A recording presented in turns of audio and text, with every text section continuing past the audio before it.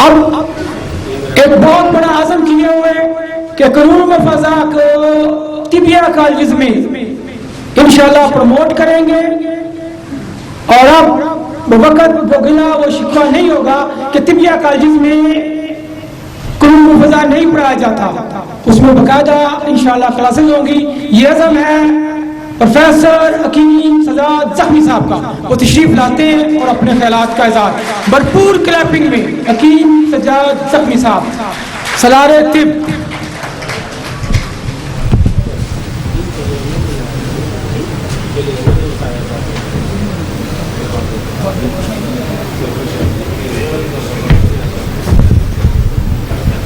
بسم اللہ الرحمن الرحیم۔ آج کی جو یہ خوبصورت محفل حکیم رفیق شاہین صاحب نے سجائی ہے، میں دل کی اتھاہ گہرائیوں سے انہیں مبارکباد دیتا ہوں۔ دوران الیکشن ایک وقت ایسا بھی آیا جب مجھے یہ احساس ہوا کہ جو صابر صاحب ہیں ان کے نام پہ جو معاملات چل رہے ہیں، اب صابر صاحب کو قومی دائرے میں کیسے لانا ہے۔ ایک نیشنل کونسل فار طب کا جو پلیٹ فارم ہے وہ عرصہ دراز سے ایک مخصوص حلقے کے اندر گھوم رہا ہے۔ جن لوگوں نے طب کے لیے کام کیا، جن لوگوں نے اپنی زندگیاں وقف کی، اور جن لوگوں نے طب کی بربادی میں بڑا مرکزی رول پلے کیا، اداروں کی تباہی میں ایک رول پلے کیا، ان لوگوں کو ایک طرف کر کے پاکستان کے اندر طب یونانی کی فلاح اور بقا کے لیے کام کرنا اب وقت کی ضرورت ہے، اور یہ تبھی ممکن ہے جب اخلاص کے ساتھ اس پہ کام کیا جائے۔ اور میں یہ سمجھتا ہوں کہ ہمارے نظریہ مفردہ کے دوستوں میں اخلاص کی کوئی کمی نہیں ہے۔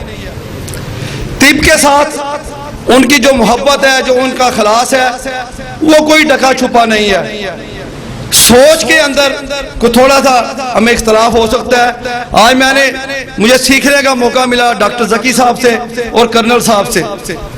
گفتگو تو سارے کرتے ہیں، لیکن ان کی جو گفتگو تھی وہ صابر صاحب کی سوچ کو آگے بڑھانے والی ہے اور سائنٹیفک اپروچ تک لے کے جانے والی ہے۔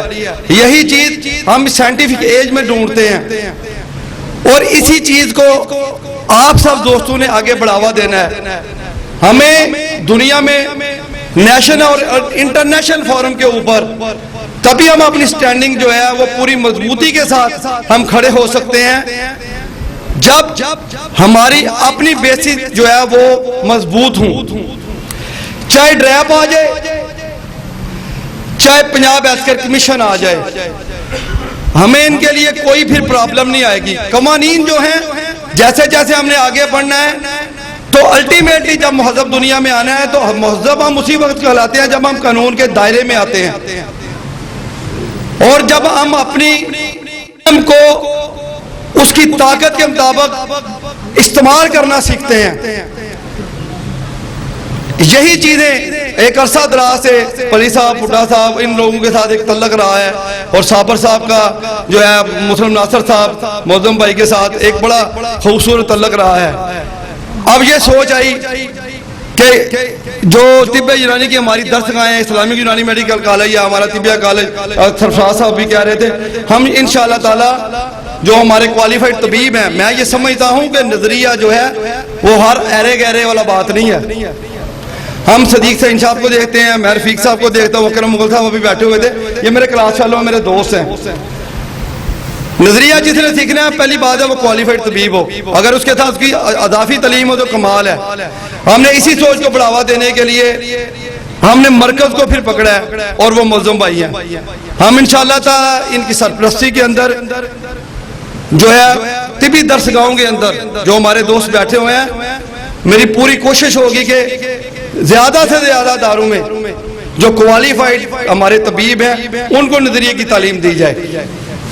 ہم اس سوچ کو آگے بڑھائیں، کیونکہ صابر صاحب ایک چھوٹا نام نہیں ہے. صابر صاحب جیسے جیسے وقت گزرے گا وہ یہ آشکار ہوتا چلا جائے گا، اور ہم یہ سمجھتے ہیں کہ اگر رجیم چینج کرنی ہے، اور یہ جو موجودہ سیناریو کونسل کا بھی چل رہا ہے اور جس طرح سے چل رہا ہے، اس رجیم کو اگر بدلنا ہے تو ہمیں ماہر لوگوں کی ضرورت ہے جو طب کو سمجھتے ہوں، طب کو لے کے چل سکتے ہوں. اور ان لوگوں کی ہم یہ سمجھتے ہیں کہ پہلی رجیم کے اندر بہت کمی ہے. اگر پڑھے لکھے ہائیلی کوالیفائڈ دوست اپنی زرخیز سوچ کے ساتھ میں داخل ہو جائیں تو یہی نیشنل کونسل فار طب دنیا کے اندر ایک ہمارے اطباء کے لیے بڑا پلیٹ فارم بن سکتا ہے.